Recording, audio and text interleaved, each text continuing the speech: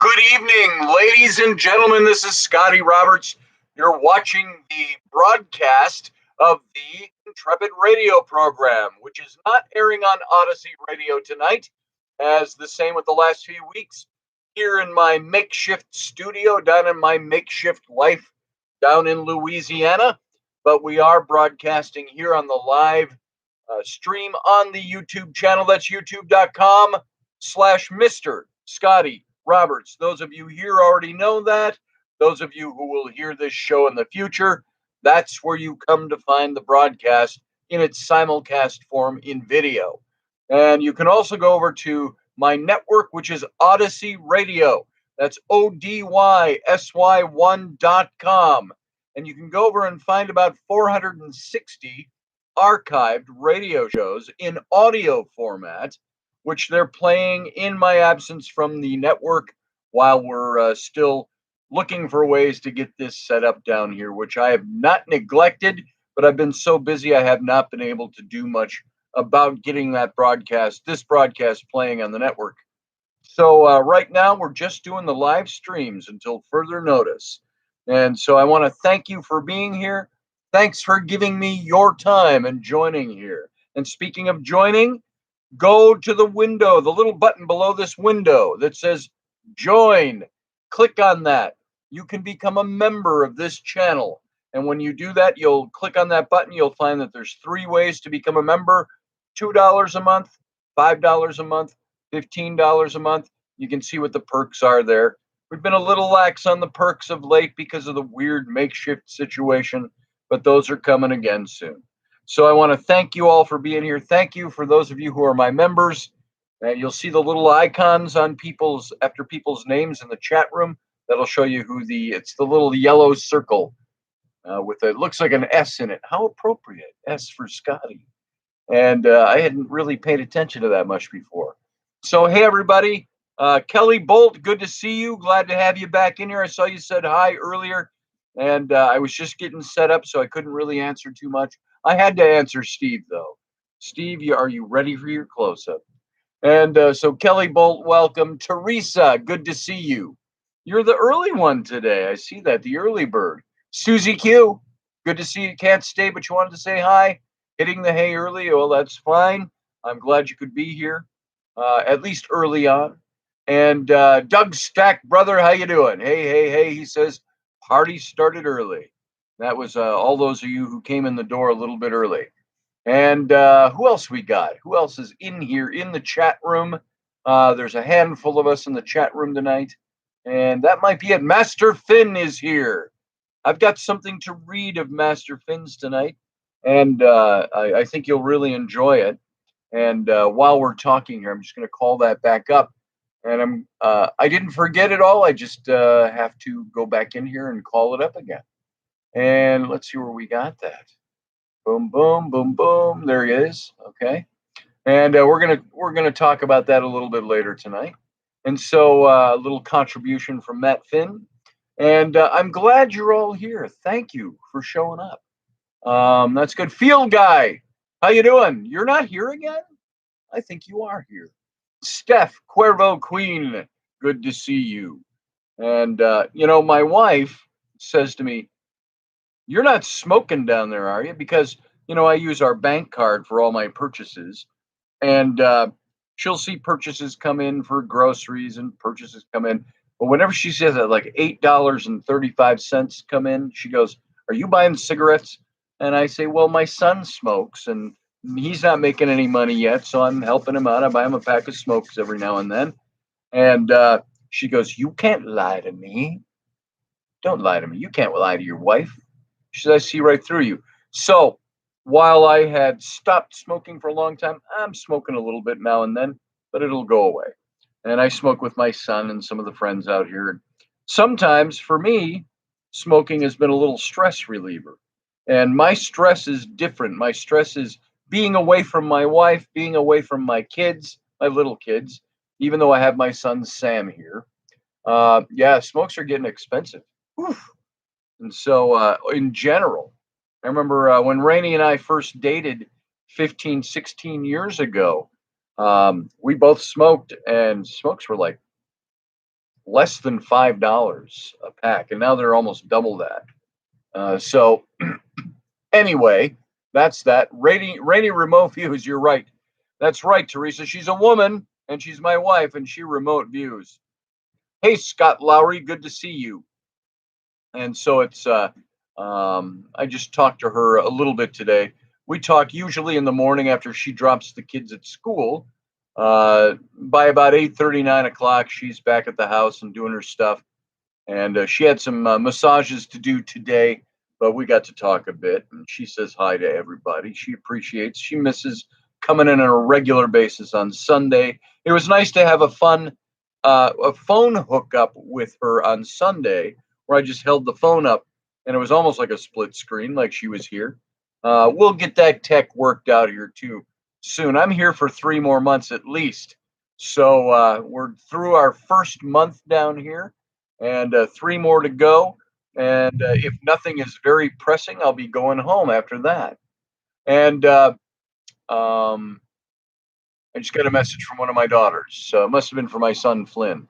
Flynn is connected, and he calls, plays games with my daughter, one of my older daughters, Bryn, and Flynn, my 11-year-old. And when she'll call him sometimes on video chats, it rings into my account.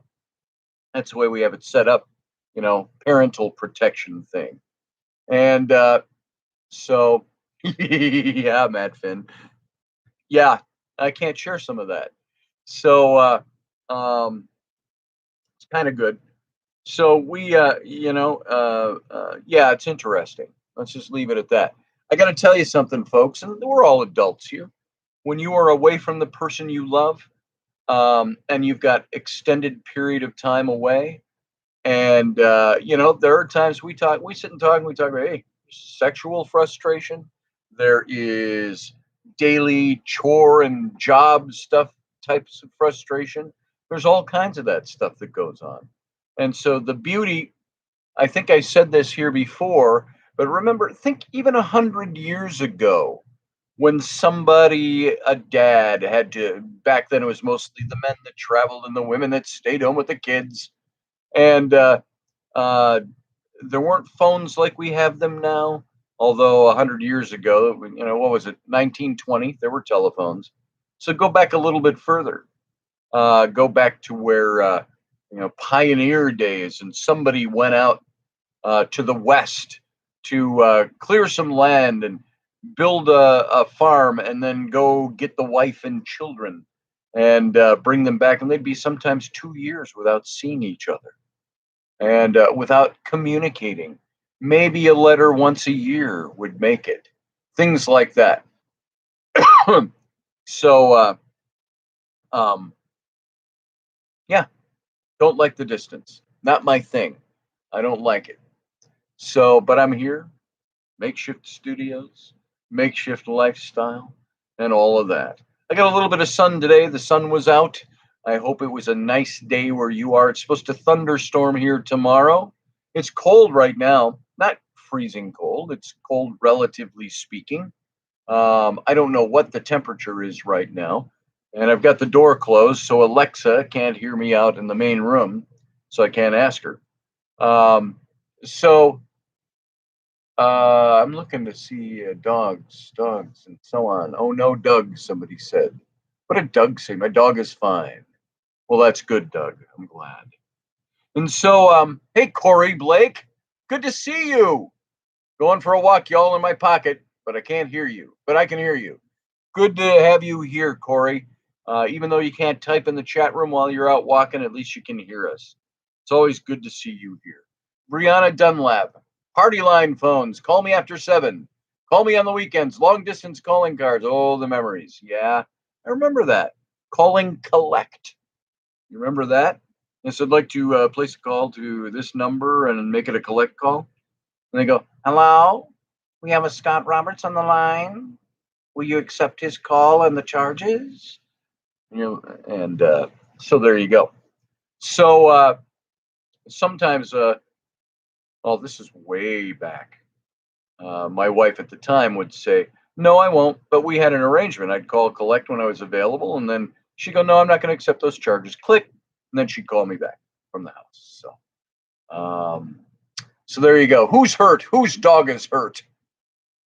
You can't hear me because I'm not speaking, says Field Guide. There you go. Yeah, I can't hear you either. So I had a pager. Yeah, I remember those. Oh, you have a pocket pager. It would do. And I remember my first cell phone.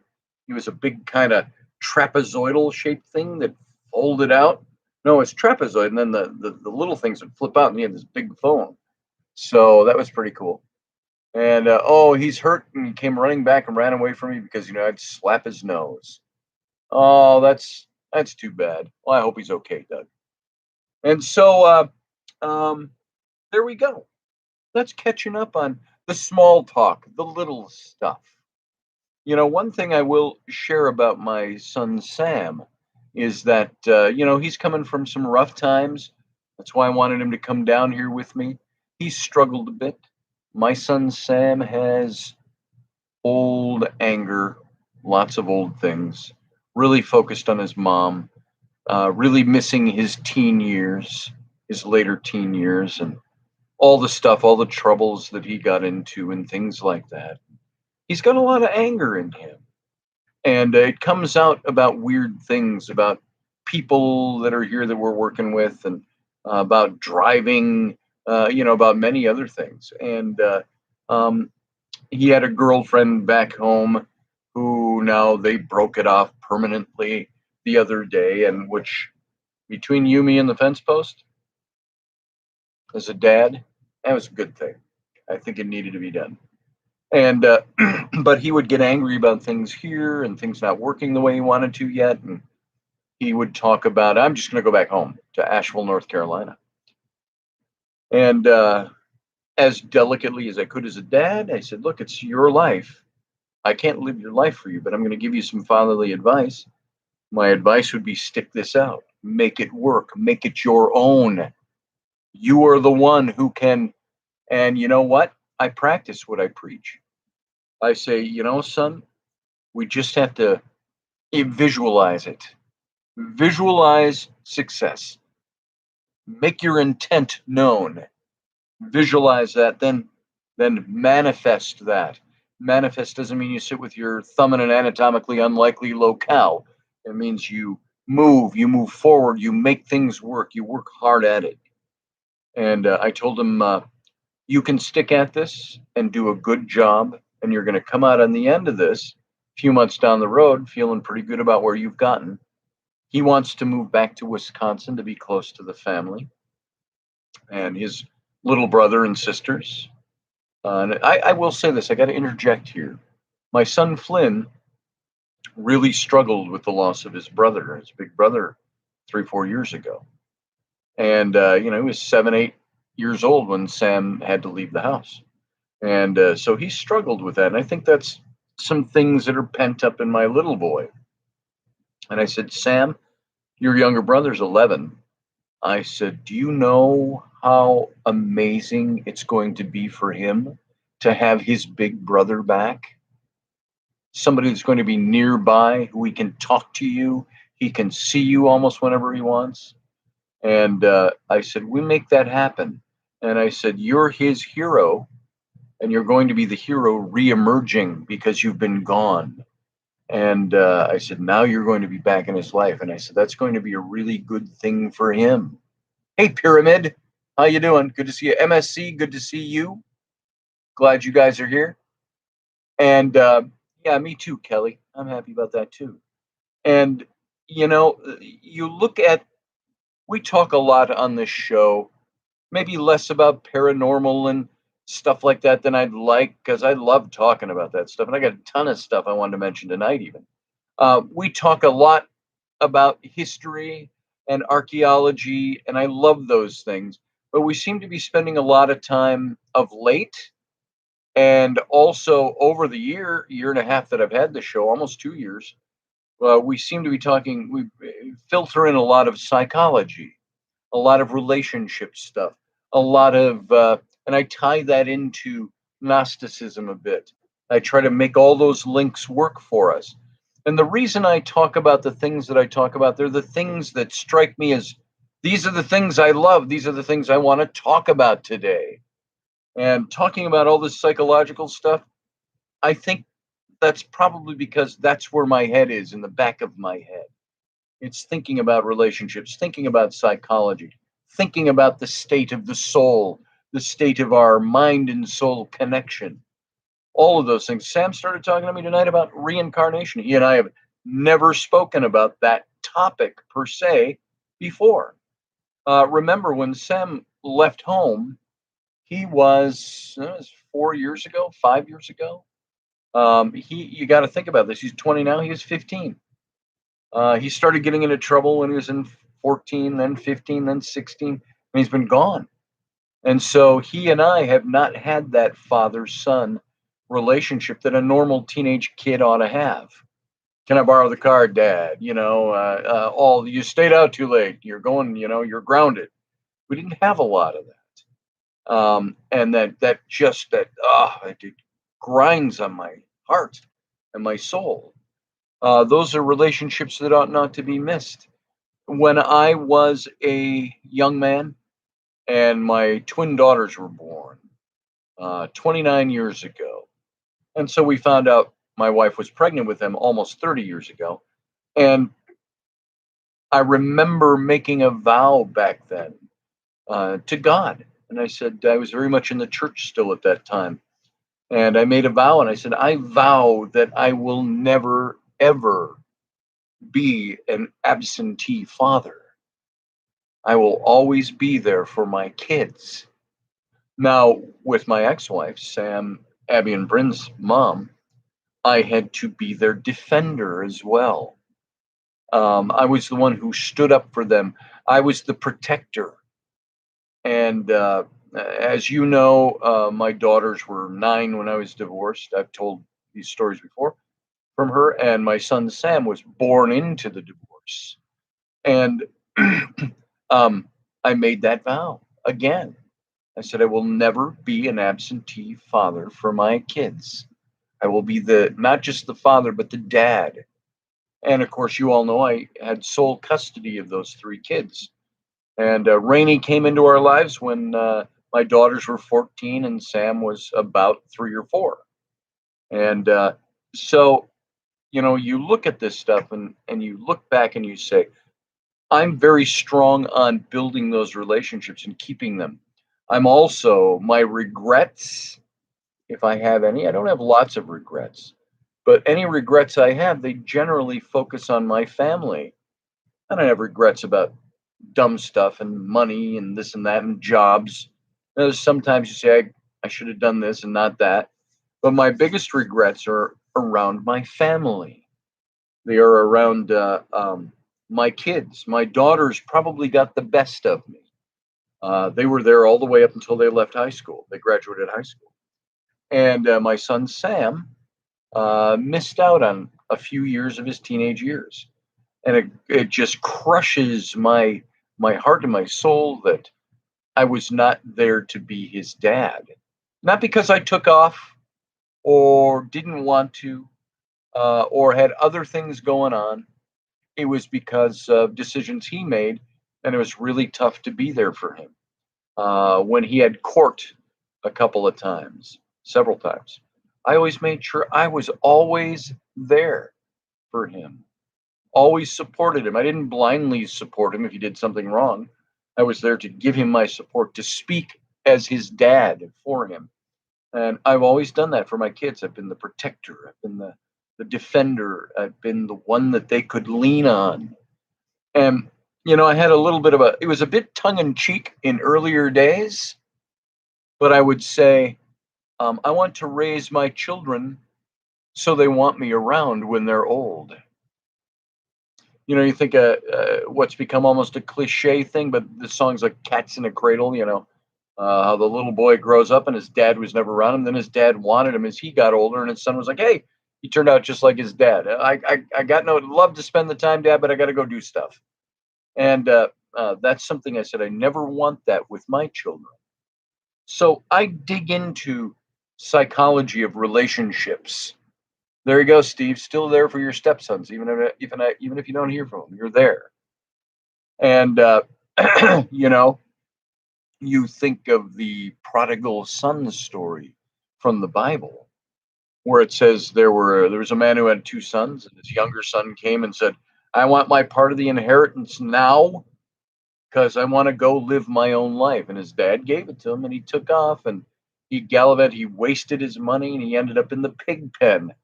And it said one day he looked up in the pig pen and said, "I'm going to go back to my dad's house, and I'll ask if I can be one of his servants because I don't deserve anything else.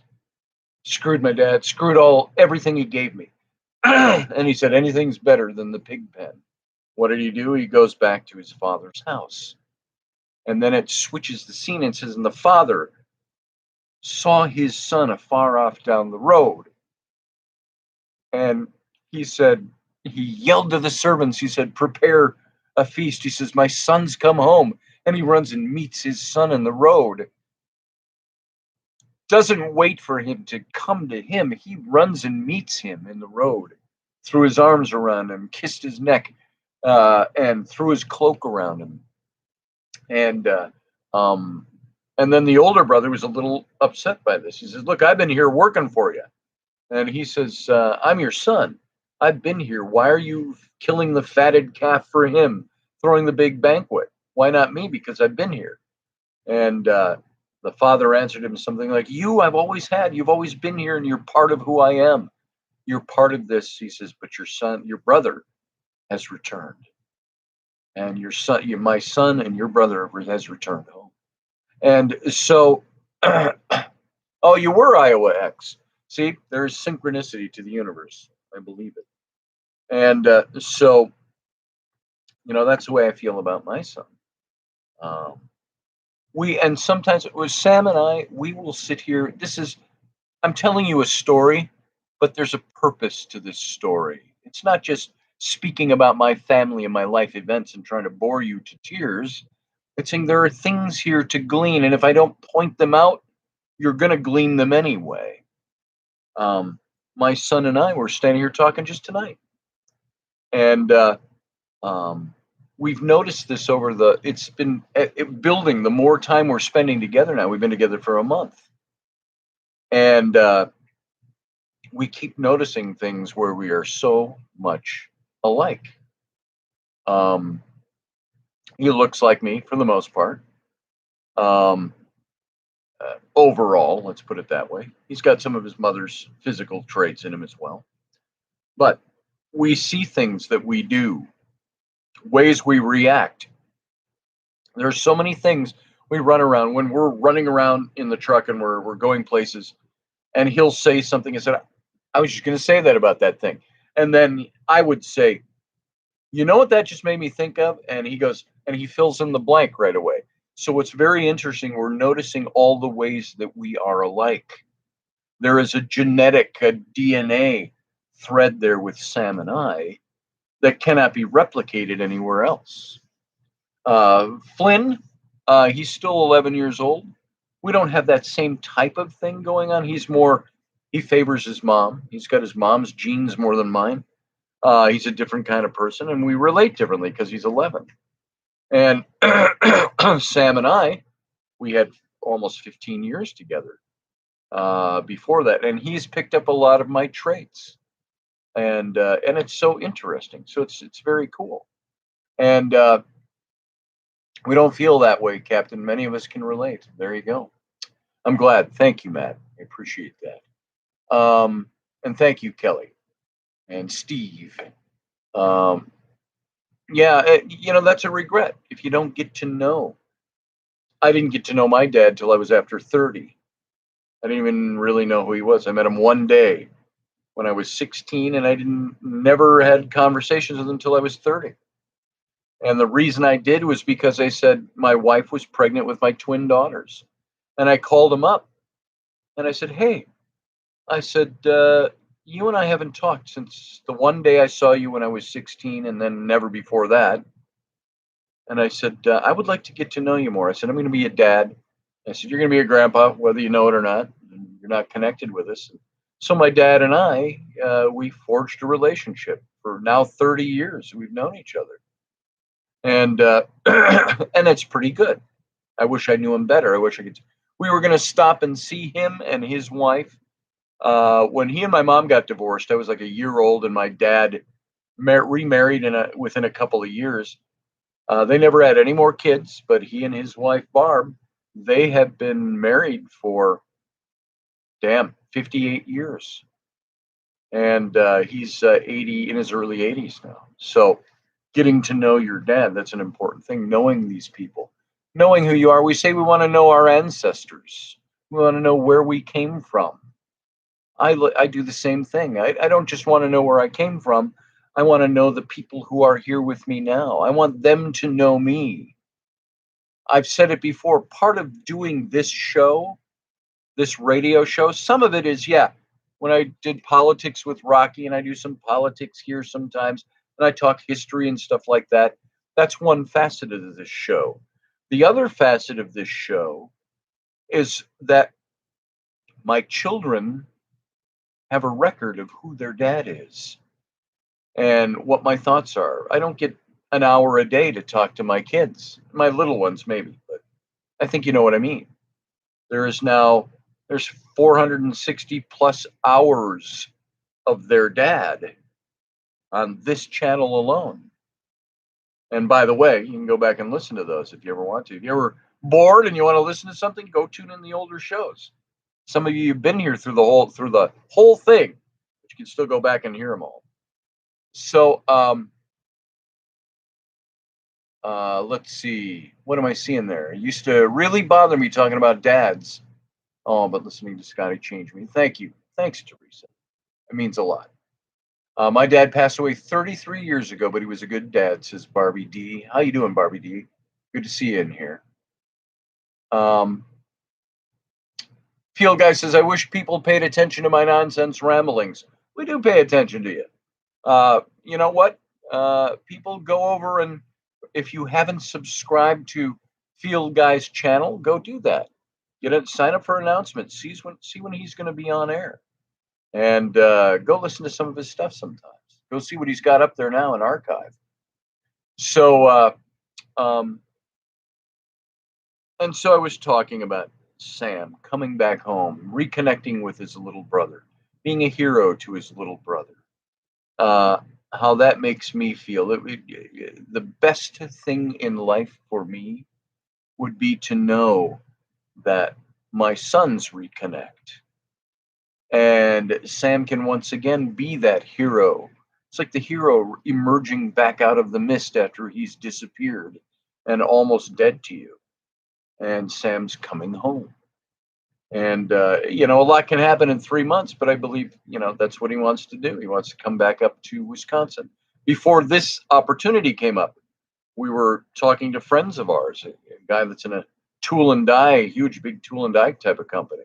And we're looking for a job for Sam because he wanted to move up here or back up to Wisconsin. And so, my friend said, here are the opportunities. They're wide open for a guy like Sam. And so even if this doesn't spread into doing more work for this company up there, he's got that to fall back on. So there's some good stuff ahead for him. I want to see my kids connect. One thing I've noticed about my older kids and my younger kids, my older daughters moved out when they were 18.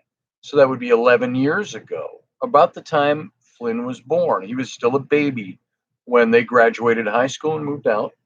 And then they went to Hawaii and they had their company in Hawaii for a couple of years. Then they had some connections in North Carolina and they moved their company from Hawaii to North Carolina. They preferred Hawaii.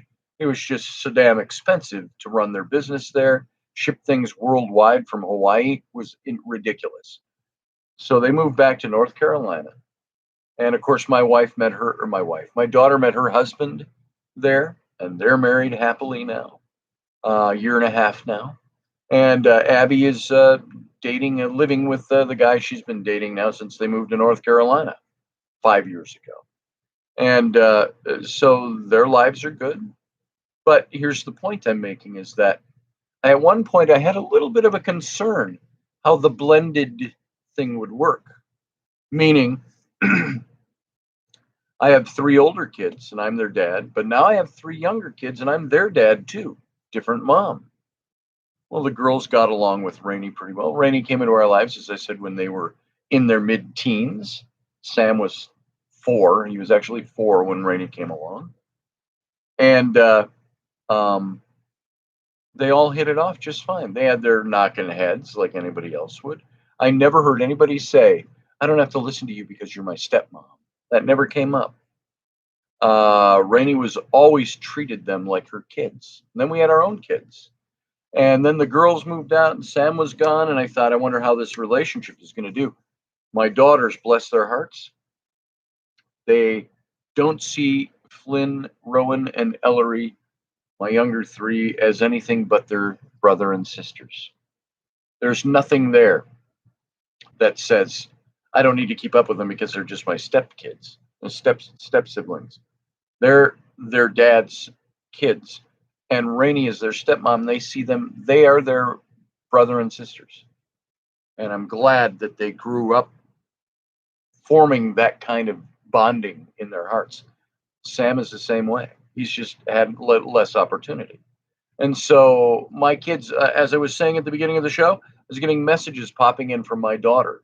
She's sending those to Flynn. They come through my account, but then they go over to Flynn's phone.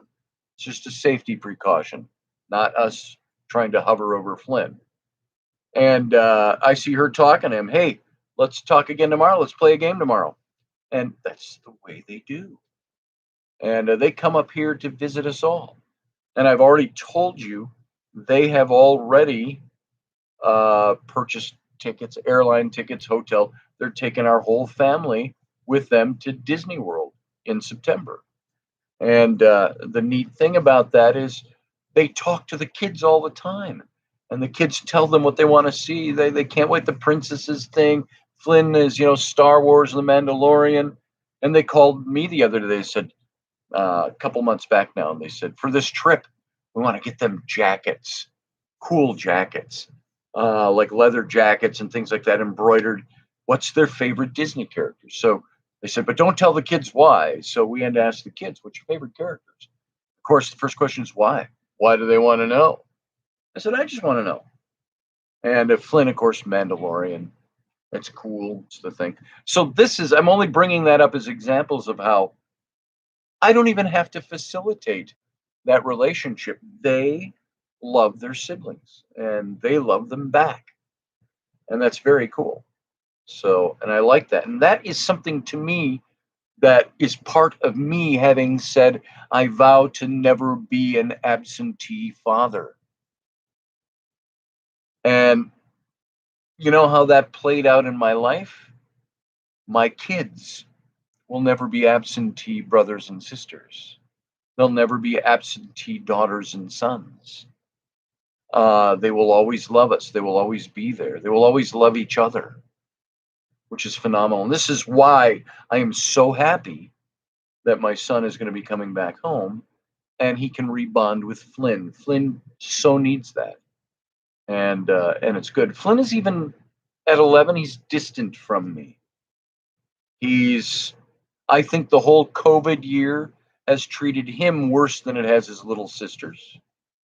He said to me not long ago, I was talking to him on the phone, and I've made a little comic relief out of it that, my once vibrant, fun, loving, happy-go-lucky, goofy son, Flynn, has in the last couple of years turned into a really quiet and pensive. He seems angsty at times. He told me I was talking to him on the phone the other day, and he speaks in one-syllable words. How was school? Oh. What's the best part about school today? I try to ask non-yes and no questions, so he's got to think and talk. What's the best part about school today? Nothing. Oh. Did you get to hang out with your friends? And that's the way he talks. So what are you doing at home? Well, I don't have much to talk about, so I'm going to go. I'm like, hey, I love you. I miss you. Love you too, Dad. I wish I could be there with you. He wanted to come down here with me so bad. And we couldn't do that. He had to stay in school. I couldn't imagine him being here. And I mean, he could do school online. He could ride around with us and do jobs. He could hang with Sam and me. It probably would have worked, but he needs to be there with his mom and his sisters and go to school. Period. So I miss him, and I miss every minute I am here. It makes me think of how I am not there for them. I'm out here for them, but I'm not there for them. My son could, at 11 years old, could go, "Hey, my dad's out making a living to better our situation, to help us get a house and do this and that or whatever." That doesn't matter to an 11-year-old. The 11-year-old is like, "My dad's not here." So what do you do with that? How do you make that work? And it just popped in my head, so it's got to be the right time to say it. Matt Finn sent me an email today, and I'm going to read you something he wrote me. I asked his permission to read this to you. Matt Finn, you're absolutely right. When we get home, there's going to be some things. I'm supposed to go back, and Flynn has asked about 10 times. He's asked Rainey, "Is Dad coming home for this?" In April, I have a thing I have to go home for because I told him I would do it. A little camping thing with the Scouts, the Boy Scouts. And so you can be damn sure I'm going to do that. I'll fly home and then fly back here. And I'll spend the weekend doing something with him. And the girls are easy. I got to tell you, my little daughters, they're easy. Ellery, you all know Ellery. Butts into every conversation I have with Rainey unless they're at school. "Hi, Dad. I love you, Dad. I miss you." Blah, blah, blah. Rowan's the same way. Flynn is having a tougher time with it, I think. So, yeah, Matt, I will be spending some time with him. So, Matt sent this email to me today. Oh, in the summer, by the way, Matt, yeah, I want to, as I've said before, I want to take the family out to the Custer Battlefield and drive through the Black Hills. The things that we talked about in our Native American series that we did, where a lot of that happened. Go visit some of the forts out there. I've talked about Custer and Crazy Horse and Sitting Bull and the Battle of the Greasy Grass, which was the Little Bighorn as we know it, and go out and see these sites and see the forts and see the places. Go through the Black Hills. I want to stop at the Wounded Knee Memorial, where the massacre at Wounded Knee, if you remember that series, took place. And I want my kids to see that. And I think Flynn and I are going to go have some adventuring, and we're going to take all the kids and go do that this summer. But let me move on to what Matt sent me because I've talked about it a couple of times. It's funny. I got to tip my head back like this so you can look up my nostrils to use my bifocals, but I can see them just as well without up close. Matt Finn sent this to me, and the title of his email was "Came into my mind while connecting with ancestral spirits. Gene memories," he's got in parentheses, a question mark. And he says, "Good morning, Scotty." "Sir," he said, hope today is better than the last. Here's what came to me while doing a little channeling. From where, I can't be certain. Also, keep in mind, I'm not a writer. I'm a machinist." Damn it, Jim, I'm not a writer, I'm a machinist. So here's what he wrote. And it's done in poem form. Although it comes across, I don't know if you know this, Matt, it came across in like paragraphs, so I wasn't sure of that at first. But here's what Matt wrote. He said, listen close, everybody. He said, "The sea, as unsteady and treacherous as she can be, faintly I hear her call to me. By her hypnotic melody I abide and join the countless lost souls by her side. From her shore we cast our light. It cuts like a beacon into the abyss that is night. Its beam shining so bright, serves as a warning in the night to brave souls who challenge the power of her might. But for guts and glory, they sail in spite. Caught in her relentless storm of fury, the poor sailors' legs grow weak and wills grow weary. Her winds give them such a fright, the sailors break down and give up their fight. They huddle in close together, tight. Battered by her waves, cry out, "Have we found our graves tonight?" The water strikes with such a thud, the ship's hull succumbs and begins to flood. The ship lists heavily onto its side. By the wicked will of sea, it's destined to abide.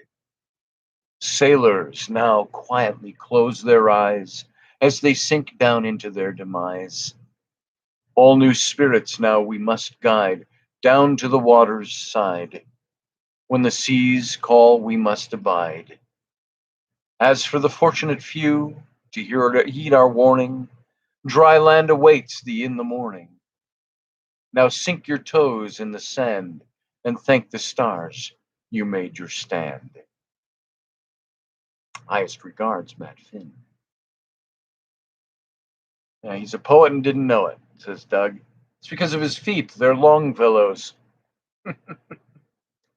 There was some other part of that I learned a long, long time ago. It's because of his feet. They're Longfellow's. I thought there was something about Hawthorne in there too, but I can't remember what it is. Matt, thank you for sending that to me and allowing me to share it. I thought that was really profound. I got to talk to you privately about the profundity of what you wrote there. But there's a lot of meat in that. And when you say you channeled that, I want to find out a little bit more about what you meant by that. What you're calling channeling, are you meaning the muse hit you, or you're picking this up from somewhere that you're not quite sure where it came from? It's just coming through you. Steph says, man, you just need to read audiobooks. Oh, thank you. Lose myself in the story when you read. Thank you, Steph. Yeah, Mr. Minksy wrote that. He's a talented man. And, sometimes all writing is doing it. It's for me. When I write, I'm writing because I'm doing it. And so, yeah, there that is. By the way, there's something I wanted to read you about this book. I talked about this book a while back. Matthew McConaughey's Green Lights. It's his memoirs at age 50, turning 50, he said. And it's really a profound book. And I lost the place because I knocked it on the floor by accident. But he was talking about his childhood. And this is the parenting thing that comes through again. I may not make it to our topic for tonight that's listed, but that's okay. I read some things in here that he said. And he started by talking about, I think, about his childhood when he got into the meat of the book.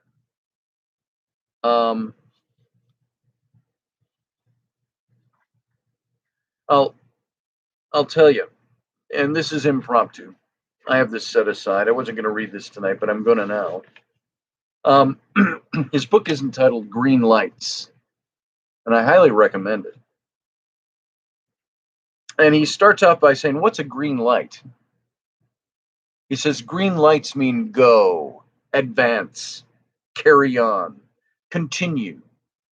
On the road, they're set up to give the flow of traffic the right of way. And when scheduled properly, more vehicles catch more green lights in succession. They say, proceed. In our lives, they are an affirmation of our way. They're approvals, support, praise, gifts, gas on our fire, attaboys, and appetites. They're cash money, birth, springtime, health, success, joy, sustainability, innocence, and fresh starts. We love green lights. They don't interfere with our direction. They're easy. They're a shoeless summer. I love that analogy. They're a shoeless summer. They say yes and give us what we want.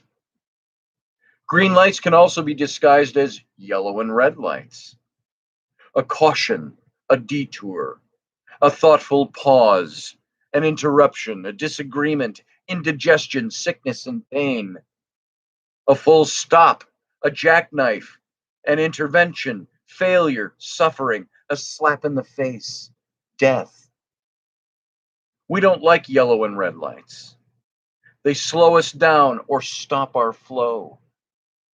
They're hard. They're a shoeless winter. They say no, but sometimes give us what we need. Catching green lights is about skill, intent, context, consideration, endurance, anticipation, resilience, speed, and discipline.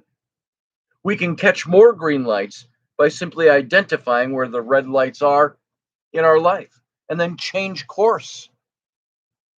And we can hit fewer of them. We can also earn green lights, engineer and design for them. We can create more and schedule them in our future, a path of least resistance, through force of will, hard work, and the choices we make. We can be responsible for green lights. Catching green lights is also about timing, the world's timing and ours. When we're in the zone and on the frequency and with the flow, we can catch green lights by sheer luck because we're in the right place at the right time. Catching more of them in our future can be about intuition, karma, and fortune. Sometimes catching green lights is about fate. Navigating the autobahn of life in the best way possible is about getting relative with the inevitable at the right time. The inevitability of a situation is not relative when we accept the outcome of a given situation as inevitable. Then how we choose to deal with it is relative. We either persist and continue in our present pursuit of a desired result, pivot and make a new tack to get it, or concede altogether and tally one up for fate. We push on, call an audible, or wave the white flag and live to fight another day. The secret to our satisfaction lies in which one of these we choose to do when. This is the art of living. I believe everything we do in life is part of a plan. Sometimes the plan goes intended, and sometimes it doesn't. That's part of the plan. Realizing this is a green light in itself. The problems we face today eventually turn into blessings in the rearview mirror of life. In time, yesterday's red light leads us to a green light. All destruction eventually leads to construction. All death eventually leads to birth. All pain eventually leads to pleasure. In this life or the next, what goes down will come up. It's a matter of how we see the challenge in front of us and how we engage with it. Persist, pivot, or concede. It's up to us. Our choice every time. This is a book about how to catch more yeses in a world of no's, and how to recognize when a no might actually be a yes. This is a book about catching green lights and realizing that the yellows and red eventually turn green. Green lights, by design and on purpose. Good luck. That's the kind of the opening description of what his book was about. It wasn't the parenting part yet. And I thought that was really profound and really good. This green light issue. an appropriate title for what he's writing about. And as he's starting to go through his memoirs, he's talking about outlaw logic he gets into. He talks about how his parents dealt with each other. He talks about, he says right here, my parents didn't hope we would follow their rules. They expected us to. A denied expectation hurts more than a denied hope, while a fulfilled hope makes us happier than a fulfilled expectation. Hope's got a higher return on happiness and less debit on denial. It's just not as measurable. My parents measured. That's where he was talking about his parents, how they raised him. Words are momentary intent on the momentous. And he goes on and he talks about his stuff. And there's some sections in this book I want to read for you because they were just so profound. And I'll find them again and we'll get to them. But this all links together with why I talk about my family, why I talk about my life. In a sense, what you see in this program, when I do radio, when I do live streaming, I'm sharing with you my memoirs as I go along. And my hope is that you will find something useful in all these shows we do. My expectation is that you will take the principles and apply them. I expect you to come here and be entertained and have a good time. That's my hope. My expectation is that you are gaining something by it and you will gain something by it. Otherwise, I would not waste my time. If I didn't think I could offer up something that is beneficial, I wouldn't do it. I wouldn't take my time to do this. And I hope you catch that. And I expect that you know that. If not viscerally, intuitionally, that you know that. Well, to put it mildly, it's been life-changing being here. That's not a joke. I appreciate that, Matt Finn. So I'm not looking for compliments or pats on the back, or as he said in his book, the attaboys.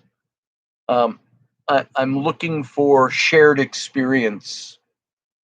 I'm looking for friendships. I've got friendships that have come because of this radio show, and which is now just a live stream at present until we get things worked out. I've grown to absolutely adore some of you, and I've grown to I don't want to say cherish and treasure. It just sounds so. That's not what I'm trying to say. Oh, I so treasure you. That's an older way of talking. I get it now. We kind of mock that. I mock it even. We try to think of manly things to say. Yeah, I dig you. Yeah, I groove on you. Yeah. Yeah, we get along. Yeah, we're like simpatico. There it is. Yeah, blah, blah, blah, blah, blah. So thank you, brother, Matt. Appreciate that.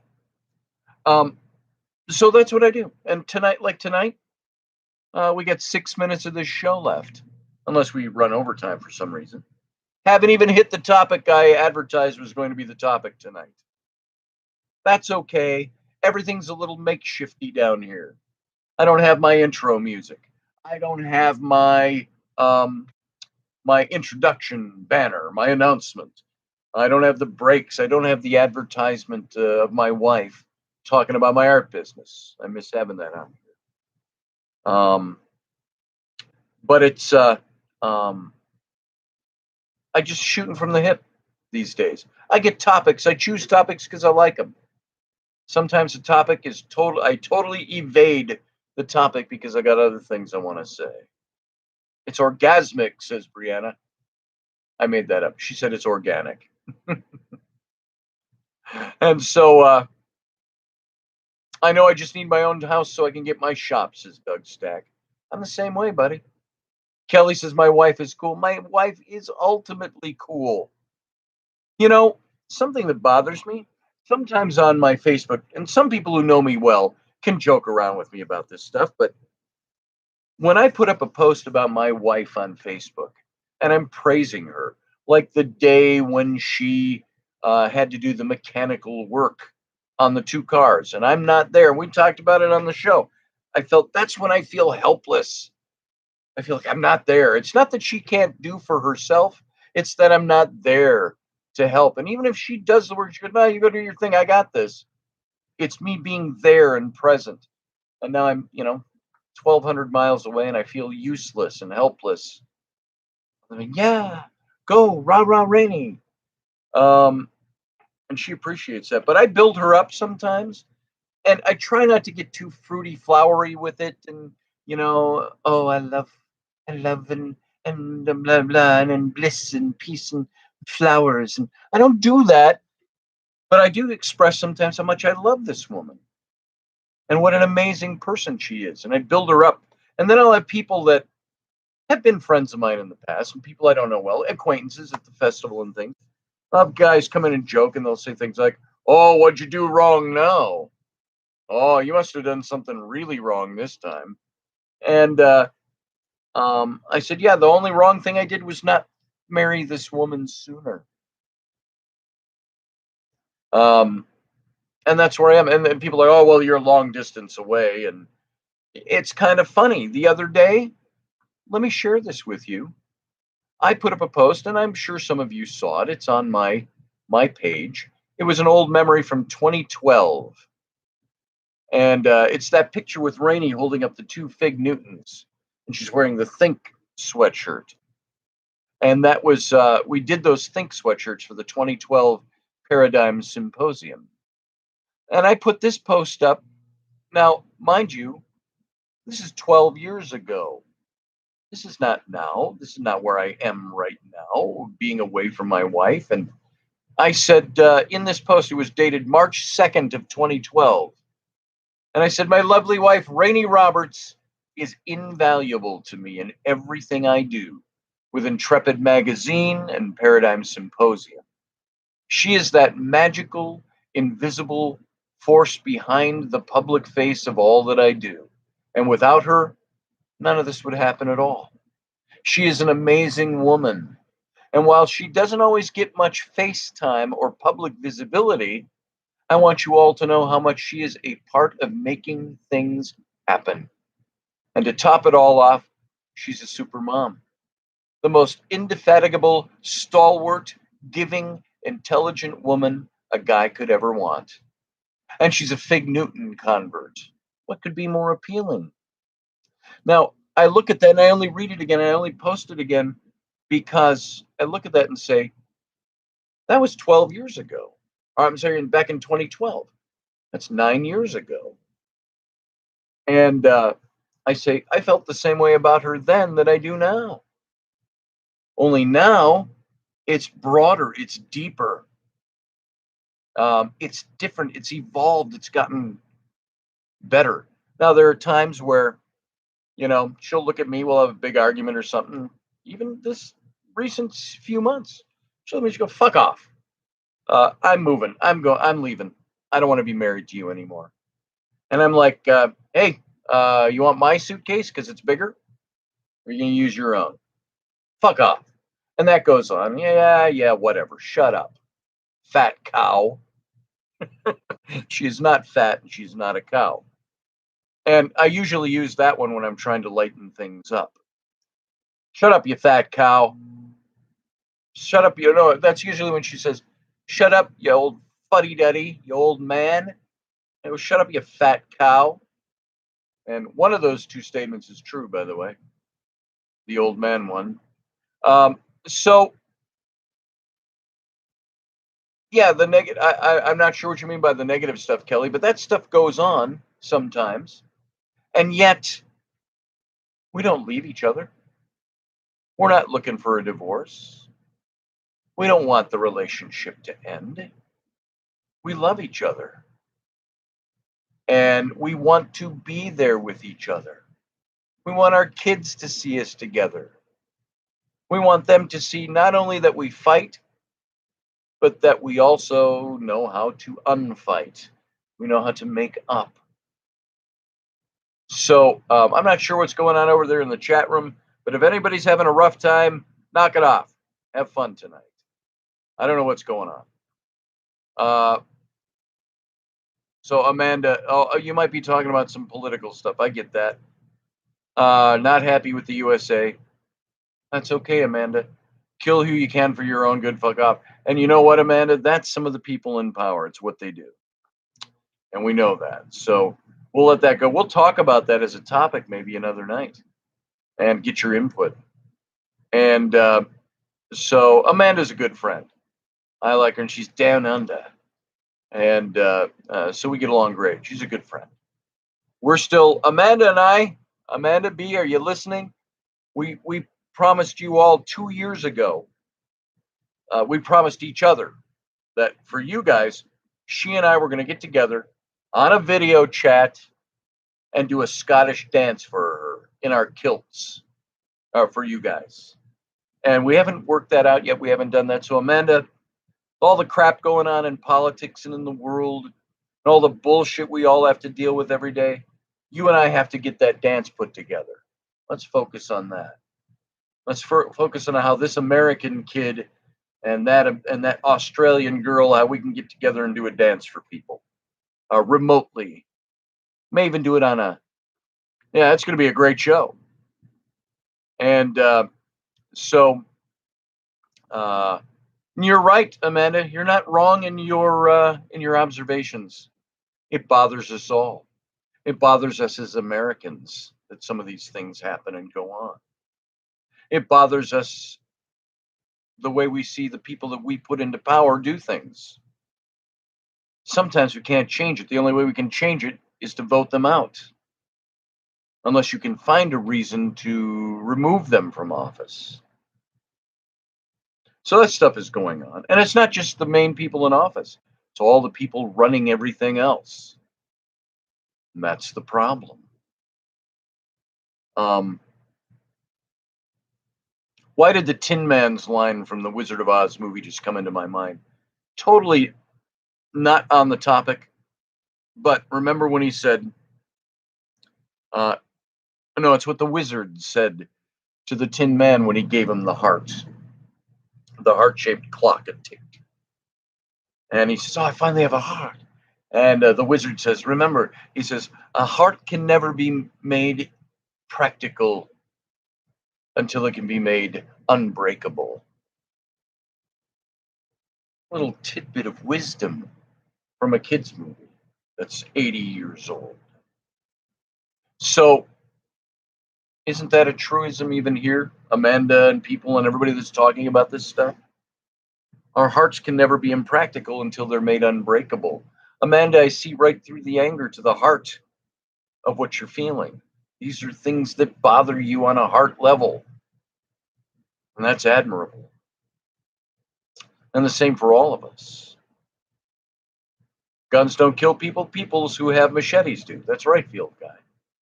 And it's like I said, I put up that little meme with Errol Flynn in it. Remember from the Robin Hood movie in 39, guys, if I'm not mistaken. Big Technicolor Robin Hood movie. I think it was 39. But he's got his bow out. I mean, and I can't remember if he was left-handed, but he's got his bow pulled. And he's standing on the stairway in that castle and his sword's hanging on his side. And I said, arrows don't kill people. What's the big headline? Arrows just put them out of commission long enough for you to draw your sword and take their head off. And or finish the job, something like that. So Matt says, Amanda, many here in the States believe what you're saying is true. The intelligence agency wages wars to profit their defense contractors. That's very true. Do you know, I've said this before, the history of humanity is synonymous with the history of war. If you go through history and do a historical study, of mankind? How much of that revolves around war? War and conflict, kingdoms rising and falling. The history of war is the history of mankind, sad to say. Teresa Dantone, you're taking off for the night. Thank you for being here. I'll see you again soon. And so while we deal with, on a heart level, the fact that we know that the history of humanity is the history of war and conflict, it's always been there. It's how do you recognize that you are rising above, that you are, back to old topics that we've talked about, awake and aware. What's your narrative? I would ask. Are you part of the war narrative? Which I can get embroiled into very easily when I would get into politics. Remember when we talked about the narrative? What about the peace narrative? Ask yourself, Amanda, Matt, Barbie D, Teresa, Kelly, Doug, Steph, Field Guy, everybody's in here tonight. I didn't mean to miss anybody there. I'm just spouting them off as they came into my head. What's your narrative? Do you operate by a peace narrative? Do you operate by a war narrative? What's the narrative that governs who you are? Make yourself part of the peace narrative. It's not the topic for tonight, so I'm not going to elucidate any further, go into more detail, but think about that for a second. Is the narrative you pursue and you push and you further one of peace, or is it one of war? War can take many, many, many different forms. Depends which day and how much sleep I get, says MSC. I agree with that. I do, trust me. There's what my son was saying today. My son broke up, Sam. He and his girlfriend back in Asheville finally broke up. I said to myself, and I said to my wife, and I said to my daughter, his older sister, I said to him, it's a good thing. It's a good thing. You have a life to build. And so in saying that, this was I was spinning off of what somebody just said here. Depends on which day and how much sleep I get, said MSC. My son was just saying it. He said, I've been out of sorts lately because of all this crap back home. And I said, well, you know what you do, son? You look at that and you say, back home isn't back home anymore. You left that there. You're moving on to something better. You're here. You're building a life. You're focusing on where you're going to go, what you're going to do. You're going to reconnect with your siblings up here, up there, Wisconsin. You got greatness. It's like I said the other night, I've said it here before. And I posted this on my Facebook. If you haven't seen it, I actually, without Sam knowing it, I filmed him. I was kind of sitting in the sofa and we were at an angle of the TV, and I got him in the corner of the picture, and you're seeing the TV screen in the background. And I recorded it. Sam sitting and watching that. It was our favorite movie when he was a kid at home, the animated movie Treasure Planet. And you'd think I'd know this by heart because I've watched it so many times. And I got to tell you, I watched it the other night and made me cry all over again because I've always used this regarding my son, Sam. And that's that scene where in the movie, and if you don't know the movie, it's an animated version of Treasure Island, only set in space. And it's really, really well done. If you haven't seen it, I would highly recommend watching it. It's got its goofy parts, but it's also a very advanced animated film, and it's came out 15 years ago. I don't know how long ago. But there's a scene where Jim Hawkins, or to say it like Long John Silver in the movie, Jim Hawkins, that he is sullen because he believes he caused the death of somebody during a storm on the ship. And Silver comes out, and they're just forging their relationship. Silver says to him, "Weren't your fault, you know." And Hawkins says, "You don't get it. I screwed up." And he said, if I had done the right thing, and what he didn't know is he actually didn't cause it. It was something else. But he said, I screwed up. I'm always a screw up. I've always screwed up. And Silver says the profound little monologue he gives to him in this conversation. And he says, now look here, Jim Hawkins. He says, and I don't remember the exact lines, but he says, hang on. I'll tell you what he says. Silver to Hawkins. Treasure Planet. Hold on, let's see if this will come up. There's something he said to him. Here it is. Hawkins is saying, I screwed up. I screwed up. I'm nothing. I can't ever get ahead of my mistakes. And Silver takes him by the shoulder and turns him around and says, now you listen to me, Jim Hawkins. You got the makings of greatness in you, but you got to take the helm and chart your own course. Stick to it no matter the squalls. And when the time comes, you get the chance to really test the cut of your jib, the cut of your sails, and show what you're made of. Well, I hope I'm there, catching some of the light coming off you that day. And that's the scene where you watch that and you say, that's very profound. And I would say of my son over the last 5 years when he was away and he had his troubles and he was discouraged and pressed. And I said, look, Sam, I said, you have the makings of greatness in you, but you got to cut your own course. You got to set your own sails. You make the choices. He says, and there's going to be a day when the light of the stars shines on you. And all I can say is that I hope I'm there to bask in that glow. And there you go.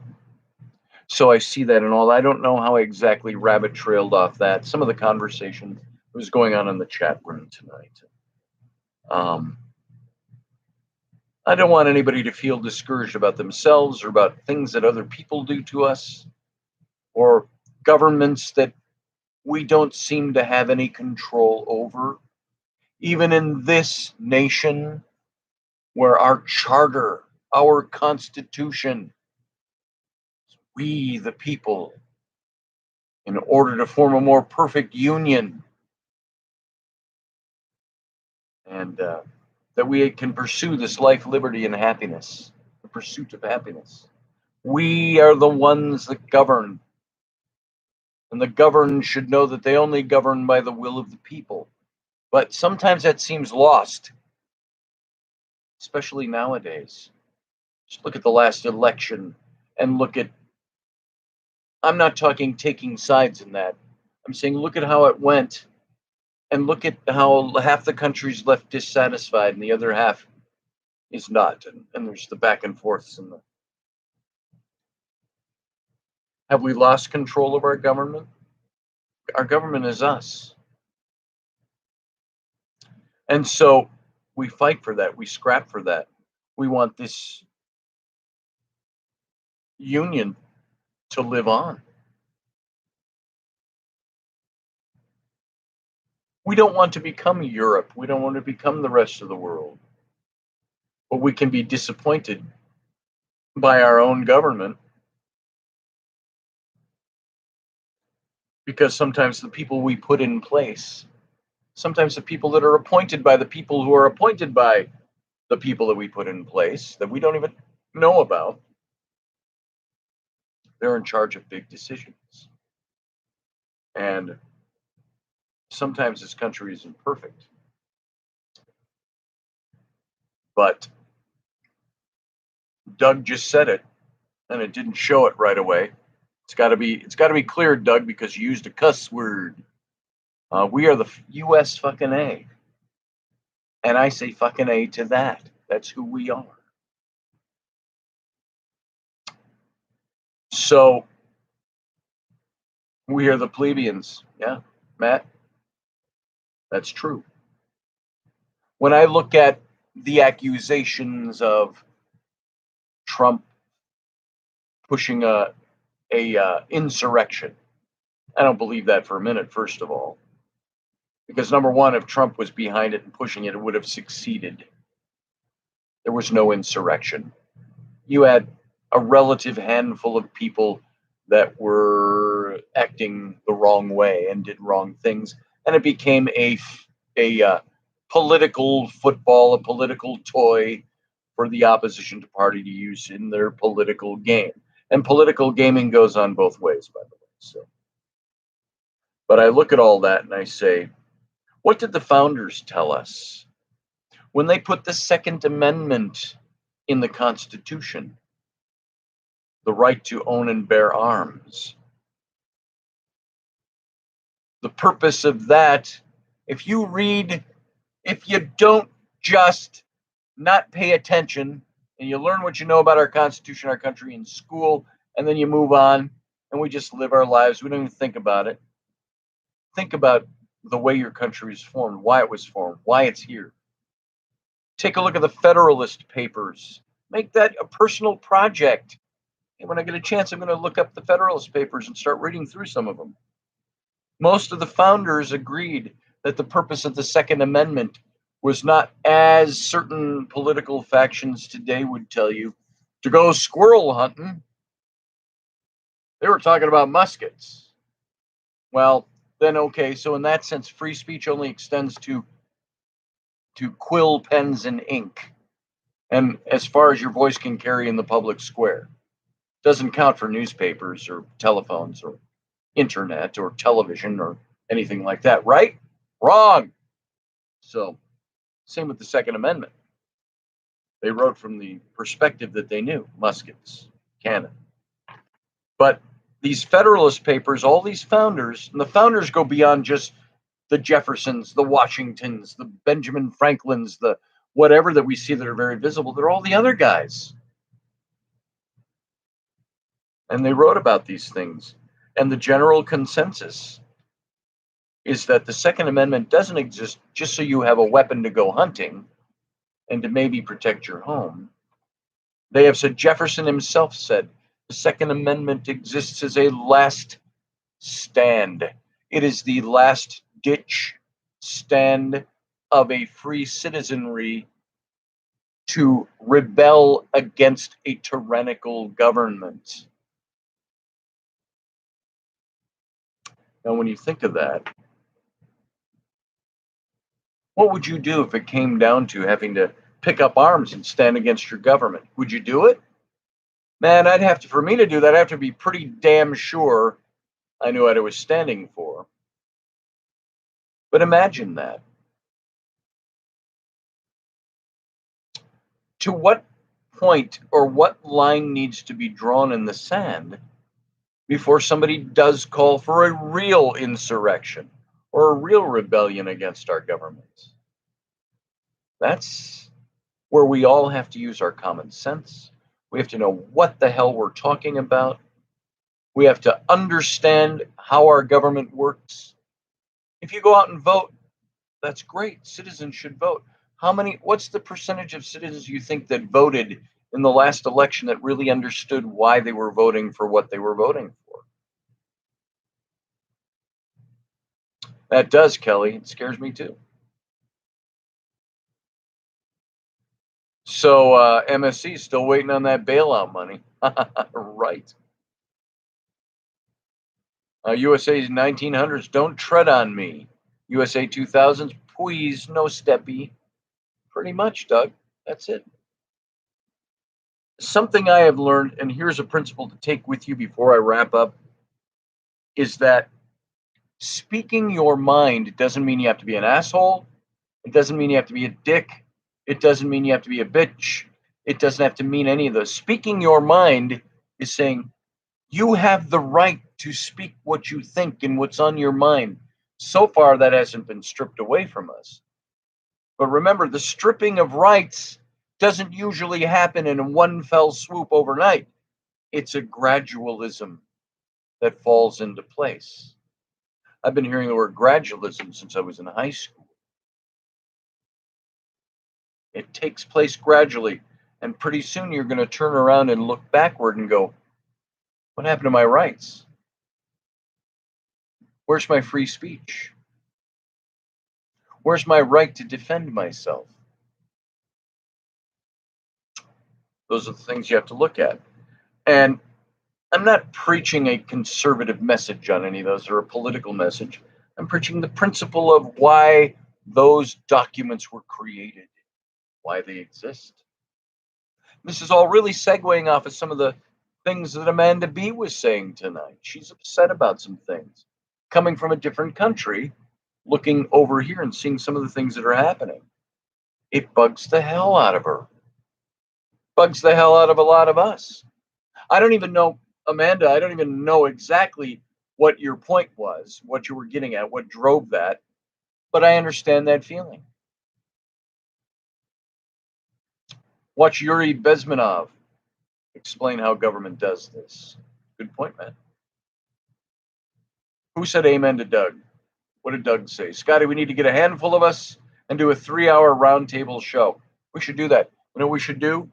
One of the things about being a member of this channel is going to be having Zoom conversations where we can get us all lined up, get us all on the little screens, and have some roundtable discussion. I think that'd be fantastic. So, I'm not getting into politics at all with this tonight. I just wanted to mention, I understand where she's coming from. And if you get a little mad at Amanda, don't. Let her say her piece. We can all talk about these things without being angry at each other. She knows that nobody in this room is responsible for any of that. She's just spouting the things that are bothering her. Because a heart will never be made practical until it can be made unbreakable. Breaks her heart. Steve, you don't have to. Don't worry about that. Talk to me privately. Don't worry about that. I'm not getting on anybody for being a member or not being a member. That wasn't, if I came across that way, I apologize. That was not my intent. I just want the memberships to be of value to you if you have it. So, Amanda was being over the top about things, though. She could have been more tactful. She didn't make me mad. Well, that's good. Amanda just sometimes just says what she's thinking. That's cool. That's part of why I like her. I've had lots of conversations with Amanda over the last few years. So, she's a very genuine person. Scotty, she did say her piece, but she said it over and over and over again and over and over again. Yeah, I get that. I understand that. I don't know what happened. That's why I can't comment intelligently about it.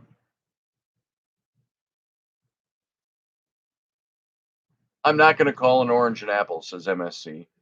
Man, right on the same page with you there. So Zoom is free. It is.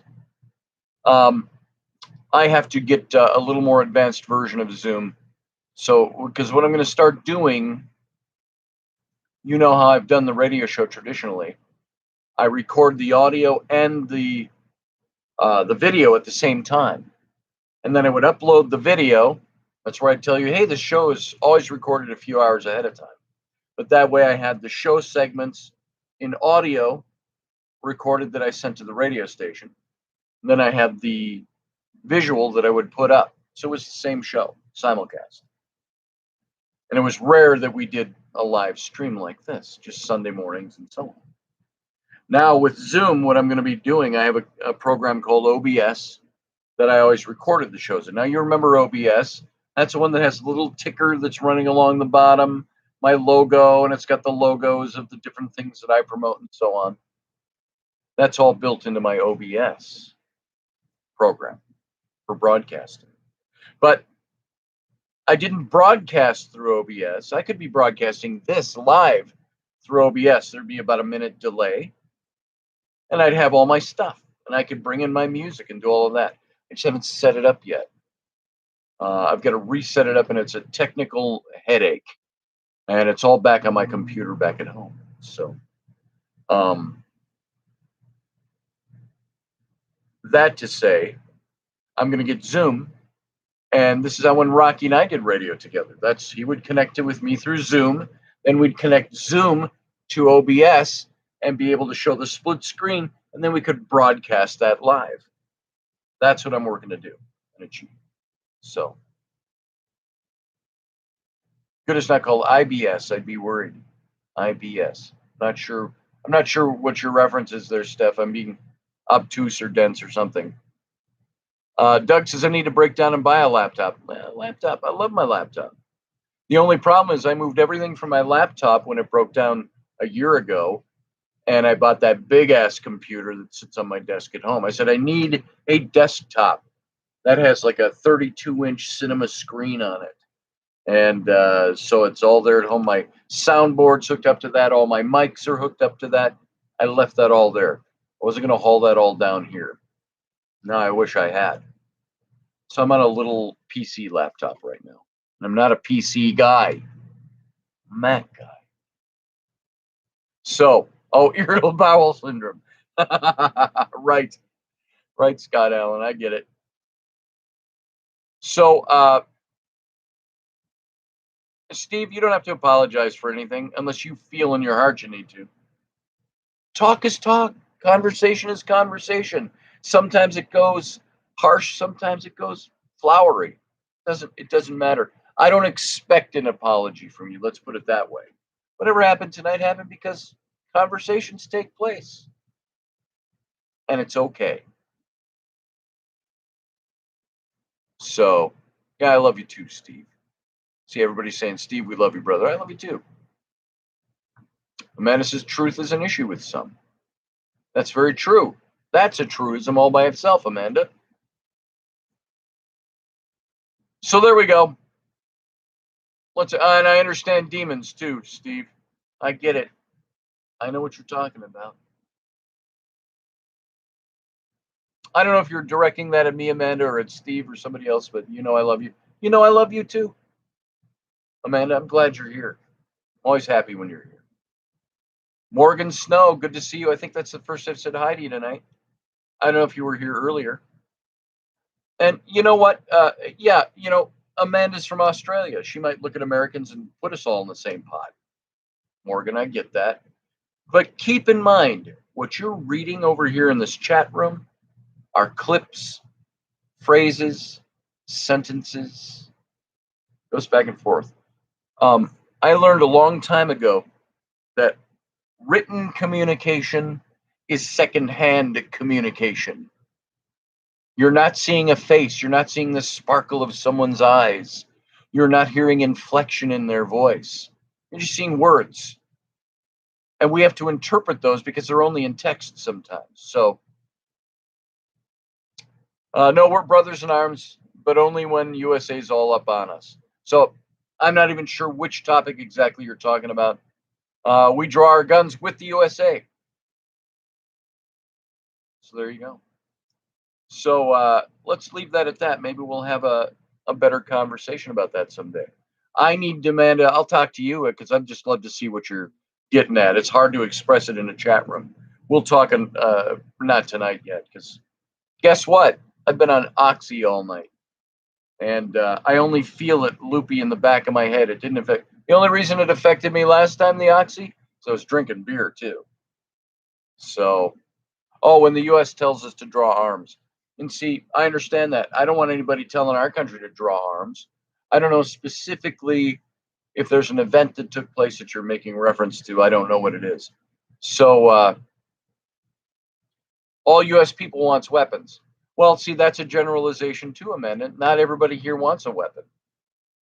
But I'll tell you what, our Constitution says the government shall never abridge or delete the right of an individual to own and bear arms. So it's not the same, knock it off. My weapons never killed anyone. Mine never did either. And so, Amanda, you see, and that's how screwed they got us. That was written 250 years ago. The original intent of that, and we'll have a conversation about that. We'll talk about that some more. Yeah, it's from the 1700s. You're right, 1776 to be precise. And yeah, it's from those times. But you know what the principle is there? Here, Amanda, listen to me. The principle is that no government shall come in and tell its citizenry that they cannot defend themselves. They shall not tell them that they cannot own a weapon. And the government that imposes that on its people, we're going to take away your weapons. We're going to no longer give you the right. The government's not there to give me my rights. The government is there to recognize my rights. That's what our Constitution does. The right to bear arms. That's not given to us by the Constitution or by the government. That is something that our Constitution says the government better damn well recognize the fact that that right already exists. A human being has a right to arms and a right to defend themselves. And so when the government comes in and tries to take that away from you, they are violating your right. And that's where it is. So there it is. Let's leave that conversation for another time. Otherwise, we're going to get into it and we'll be here another hour. And my brain's already fading for the day.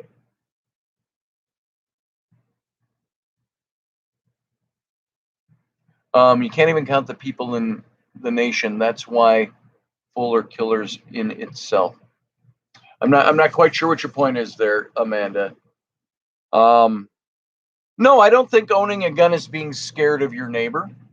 Let me ask you this, Amanda. If you have a kid and that kid, if you give him carte blanche on the internet, would you be afraid that there might be somebody out there who might want to do something bad to your kid via the internet? Would you let your small children run through the city alone? Hey, we'll see you tonight sometime. No, there is an innate fear out there of other human beings. There's an innate fear of things that can hurt the people we love. A fear that somebody would by force want to take something from me that doesn't belong to them. Do you think there's a fear in nations that other nations might not want to overrun them and take what they have? If you don't think that, you're not looking at history correctly. That is the history of mankind. Now, we can say we can elevate ourselves, our individuals selves. We can awake, we can be aware, but I am awake and aware to the fact that not everybody is awake and aware. I'm awake to the fact that if I let my 6-year-old daughter wander around the city by herself for a full day, I may never see her again. That's not because of me or my government. That's because there are bad people out there. So I put protections into place. Now, I'm using that only as an example. I don't walk around the street with my 6-shooter on my hip. My protection for my small child in the city is me or my wife. When you look at nations and citizenry, Matt just said this, nobody's killing illegal immigrants. Nobody. If an illegal immigrant has been killed, it's because some dumbass murdered them, not because the government is doing it. As a matter of fact, Joe Biden's flinging the doors wide open. There was a news article the other day that said what they let in. There was 100 or so immigrants that all came in that were migrants that were tested last week positive for COVID, and they let them come in. As a nation, you have to have rules and regulations that protect your people. Why do you think we have standing armies? To protect our people, to protect our borders. That's why these things exist.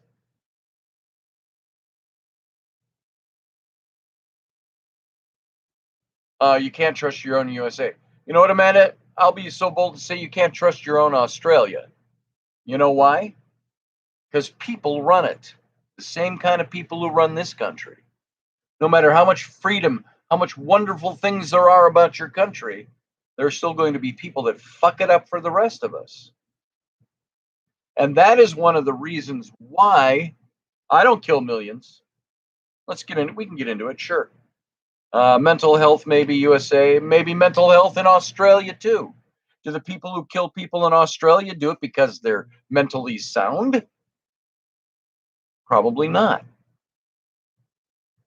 Protect our borders, protect what we have. We kill millions, you say. Who are the millions that we kill? Who are the millions Russia kills? There's not, you're talking like the killing that's happened is indiscriminate. When there's been death, there's usually been a reason behind it when it's on a national level.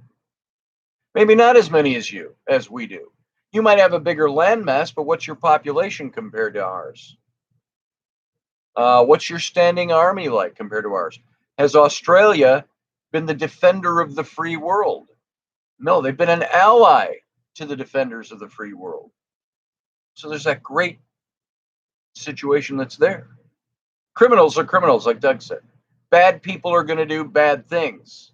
That's why good people sometimes own guns, because bad people have them too.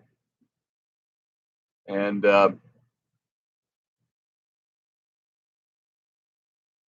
so this is all stuff.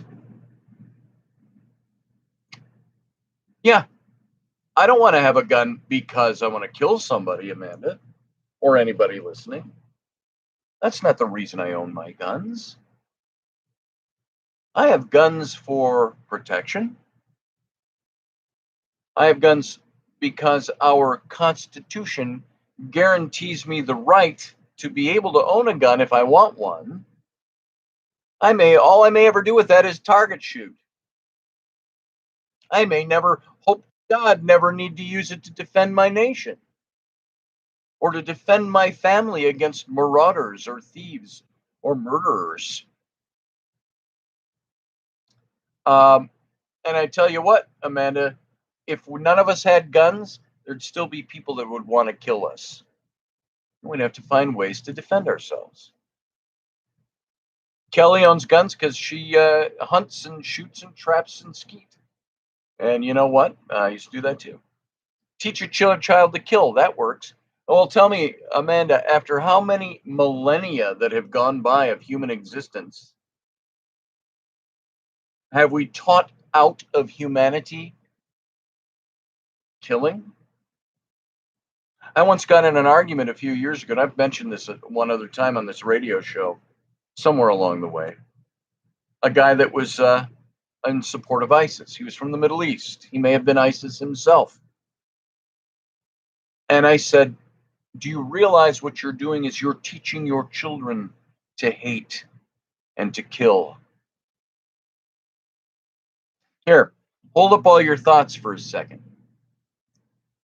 I have quoted the lyrics of this song before, and I want you to hear this. I want to read this. I want you to hear it. Stan Rogers is an old Canadian folk artist, and he wrote the song Well, he had a lot of great songs. I love him. I love the stuff that he wrote. He died 30 years ago now. He was killed in a plane fire or something like that, I heard.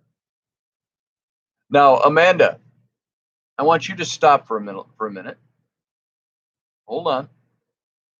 Amanda, I do not, let me correct one thing. I do not believe the whole Middle East is ISIS. I believe there is a political faction that hides itself behind Islam that was ISIS and probably still is in hiding. Israel is the Middle East too. They are not ISIS. There are pockets of terrorists, what I was talking about. I'm not sure where you got that. Oh, wow, so all the Middle East is ISIS? I don't think I said that. I don't think anybody said that. But here, now I want you to stop. Amanda, everybody else, stop for a second. Listen to this. You hear my words? If you're here in the chat room and you're liking this show and you're here because you love being here, listen to what I'm going to read to you, okay?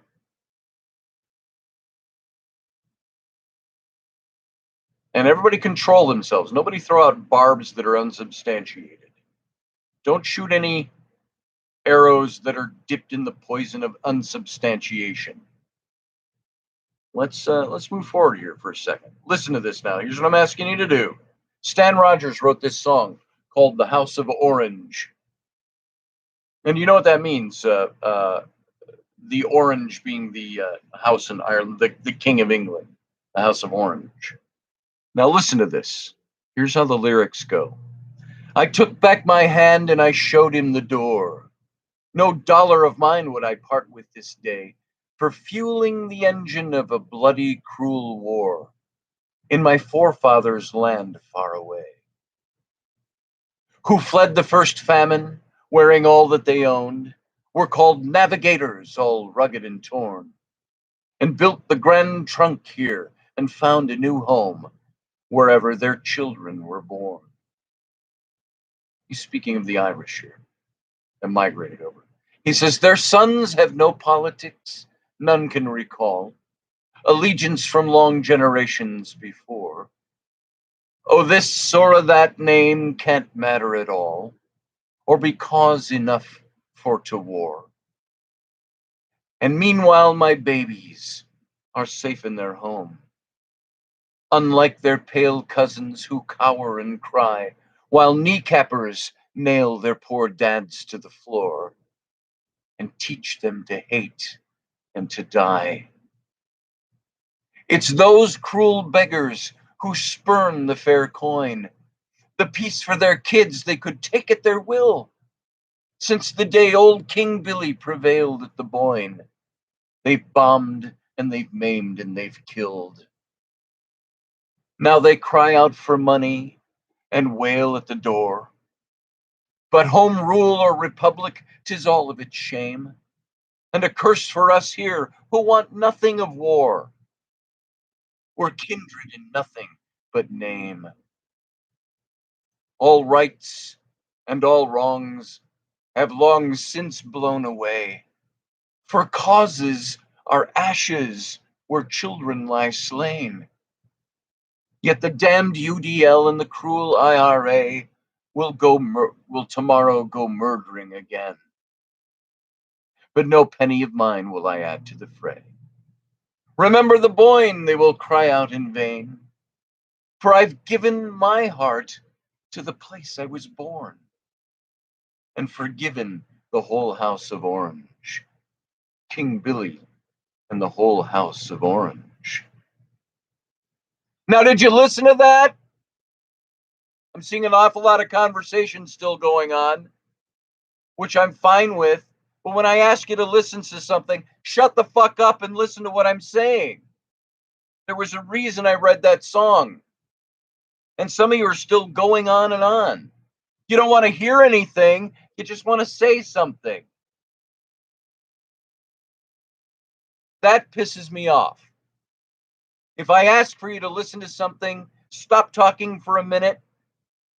Stop arguing about something. Stop presenting your case. Stop blah, blah, blahing and listen to something I'm presenting. It's for a goddamn reason.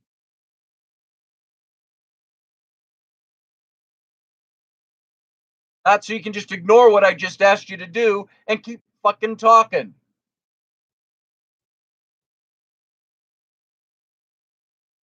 There's my outburst for the day. It's the oxytocin.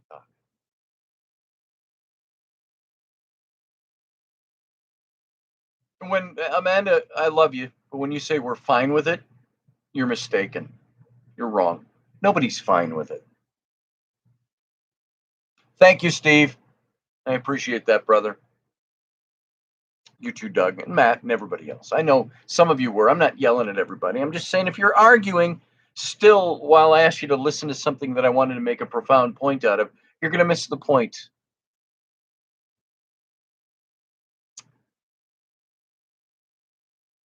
I'm not going to support causes where children lie slain, was one of the points he made in the song. He said, there may be old pasts and old wrongs that have been committed, but it's like he said, I've forgiven the whole house of Orange. I don't care.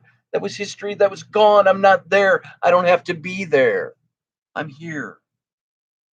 I make a home for my children to live in, where my babies can be safe in their beds. Which reminds me, like George Orwell said, he said, rough men, I don't remember the quote, rough men stand ready to do violence in order for you to be able to sleep safe in your bed at night. Is there violence out there? Is there war? Yeah. Is some of it senseless? Yeah. Is war in general senseless? Yes, it is. Why do wars happen? Because somebody wants, it's usually economics, it's usually one nation craving what the other one has. Yeah, that's all the human condition. That's the human heart. Governments make war, individuals don't. Amanda, if you look at Australia, everything Australia makes decisions on, something that you would like to see them do? No, same thing here. It'd be nice if Australia said next time there's a war, said, fuck off, we're not joining it because we don't want to have anything to do with it. But you know why Australia joins the Allies? Why they've joined the Allies? Because they don't want to see tyranny overcome us. That's the reason. Now, there might be economic reasons underneath for all of it. Reasons that we go, what the hell are you people all doing in government? We put you there because we want you to prevent us from having to go to war.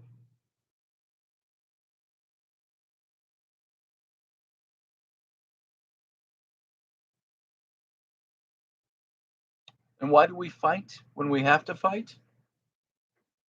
We do that because we don't want to see it in our own backyards. She say, well, so then fine, you're fine going and fighting in somebody else's backyard. No. We try to protect our loved ones, and by extension, our country and our nation, by fighting when we have to, killing when we have to. We don't kill indiscriminately. Is this your after? Oh, okay. I'm almost done. You can stand there, hang out. That's my son, Sam. Come over here, son. Sit. How's it going, people? There's my boy, Sam. And Amanda B., you're right. There's scum that runs the nation. Not always, but sometimes. But then there's the scum behind the scum that sits in the public view. They're behind the public view. Who really runs the world? Who really runs what governments do? War happens not because, oh, you poked me in the eye, I'm going to poke you back. In ancient times, wars took place. Cambyses of Persia in 525 BCE. Why did he raid and sack Egypt? Because of an insult over a woman. Now, was there economics involved in that? Sure. Maybe he wanted what Egypt had. But that was the catalyst. You insulted my girlfriend. I'm going to wipe you off the planet. And he did, practically. Why do wars happen? Helen of Troy, mythological Helen of Troy, who was a real woman, but great myth and legends built around it. The face that launched 1,000 ships. What do you think that means? We've heard that phrase. A war was started that launched the entire fleet because it was over a woman, and an insult over a woman. And so there you go. So there you are. So everybody, Amanda has a right to say what she says. I support that Amanda has a right in here to say what she wants to say. And I support if you get mad about what she says. It's okay. That's part of conversation. I yelled at my son a couple of weeks ago. Remember that? We were talking. I said, God damn it, son, shut the fuck up. Because I got mad at him. That lasted a second. We all get mad at each other. Conversation's conversation. We'll talk about these things another time. I've run over almost an hour talking about this. Almost this specifically. So almost, well, I've been going on since I ended. I was supposed to end about an hour ago. So folks, let's do this. Everybody with me now. Take a deep cleansing breath. Look at each other in the room and go, we can talk, but let's all be kind to each other. Maybe, Steve, I agree. That's the whole thing. If somebody says, hey, stop, we don't need that here. Hey, stop. Save it for another time. That's for Amanda. That's for everybody. Like I say, I love Amanda. She's a very cool person. But, so I'm not pointedly at her. But Amanda, if you've got stuff to say and people don't want to hear it, you might have to pull the reins in, and we'll find a way to have an open discussion about that stuff. That's how we have to do. We have to work at ways. And Amanda, I'm just going to say this to you because you were talking about this. What starts wars? Insults. People getting angry at each other. Everybody in this chat room. What starts this stuff? When people don't get along and they don't work to get along. If you notice something, in the wars, all the wars that we can, even in our recent memory, do you ever find the artists and the scientists wanting to go to war with those countries that their country is going to war with? No, they have no interest in fighting. They want to share art. They want to share science. They want to share ideas. It's governments that take us to war. Governments that are usually controlled by financial interests. Yeah, Matt, and see, here's what happens, folks.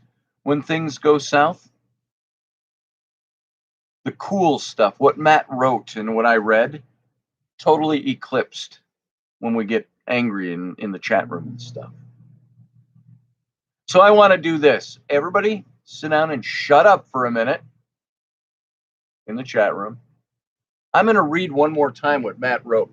If you missed it and it's gone through in one ear and out the other, I'm going to read this. Matt said he channeled this. And this is really good. He wrote this. The sea, as unsteady and treacherous as she can be, faintly I hear her call to me. By her hypnotic melody, I abide and join the countless lost souls by her side. From her shore we cast our light. It cuts like a beacon into the abyss that is night. Its beam shining so bright serves as a warning in the night to brave souls who challenge the power of her might. But for guts and glory, they sail in spite. Are you seeing how this is connecting to what just happened in the last hour in this chat room? Caught in her relentless storm of fury, the poor sailor's legs grow weak and wills grow weary. Her winds give them such a fright, the sailors break down and give up their fight. They huddle in close together tight. Battered by her waves cry out, have we found our graves tonight? The water strikes with such a thud, the ship's hull succumbs and begins to flood. The ship lists heavily onto its side. By the wicked will of sea is destined to abide. It's destined to abide. Sailors now quietly close their eyes as they sink down into their demise. All new spirits now we must guide down to the water's side. When the seas call, we must abide.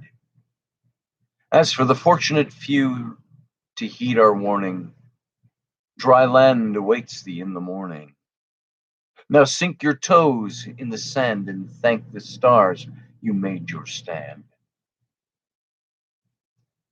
So, folks, I haven't discussed this with Matt yet in great detail, what was in his heart and his mind when he wrote that. But do you see what happens? Can you make the connections that Matt was making? Amanda says, power and bloodshed, who gave you the right? Nobody gave us the right, Amanda. Why do you think war exists and killing exists? Because somebody takes the right unto themselves. You can look at me, Amanda, look at my eyes. I'm an American. You can't tell me. You can't ask me the question, who gave me the right? Because I've never done it. Most of the American people don't. Governments make war. Yes, it was, Steve. It was awesome the second time around, too. And yes, Matt, Finn, we'll get there. I hope we can just put this to bed. Let's put this to bed for night, folks, for tonight. You live, you do, and then you die, says Kelly Bolt. That's about it. What mark will I make? Amanda, I leave this with you tonight and with everybody else listening. It's said that we influence up to 1,000 people in our lifetimes. How will you be influential today? That's a question we all need to ask ourselves. So you, Amanda, you, Matt, you, Steve, you, Kelly, and Steph, and everybody else in here. We all just take, okay, this was a conversation. Now we're going to move away from this for now. And we're going to take our deep cleansing breaths, and we're going to make life work. What I ask you all to do, everybody from Amanda to Steve to Matt to Kelly to Teresa to Doug to Steph, all of us, we have to do something we've talked about this show, on this show forever. Be awake. Not woke. Woke's a fake, stupid thing. It's a political thing. Be awake. Awake. Be aware. Be aware that you are awake. See who you are in the great scheme of things. Understand the life that goes on around you and the world that goes on around you. Be awake. And I leave you with that. Be awake. So, there you go. So I want you all to, Amanda, your words do sink in. We've just got to talk about it without forming it as an argument or an indictment of people. And we'll all do that again next time. So I want you all to take a deep cleansing breath. Smile.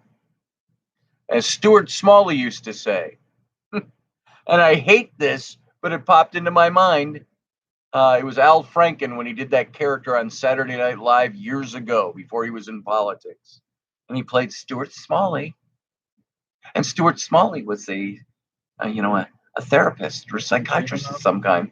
And he looked in the mirror. Smart enough, and gosh darn it, people like me.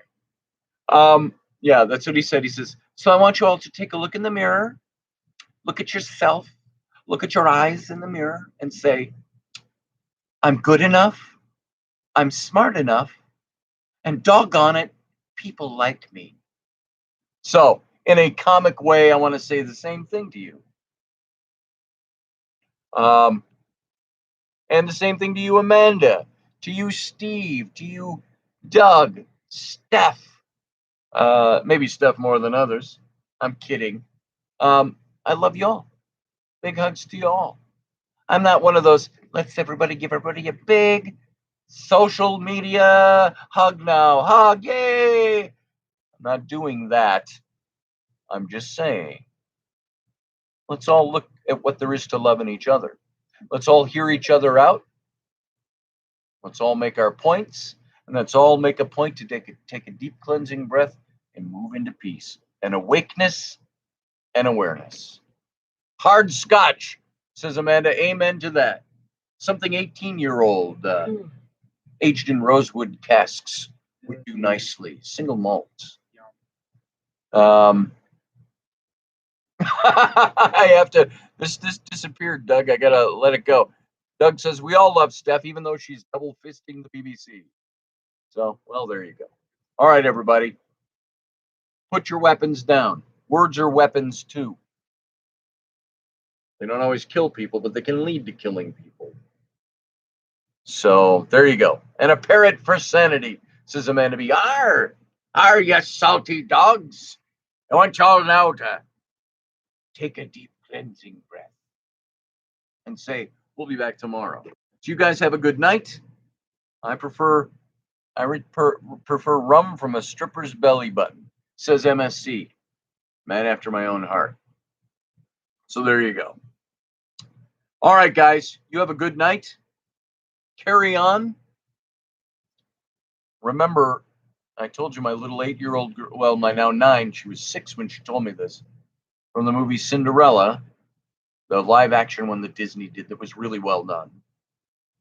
The girl's mother was dying. She said to the little girl, remember, be kind, be courageous. Don't leave that guys with you. So now, you know what? Live long and prosper. You guys have a good night. We'll see you tomorrow night. Let me hit that one. Good night.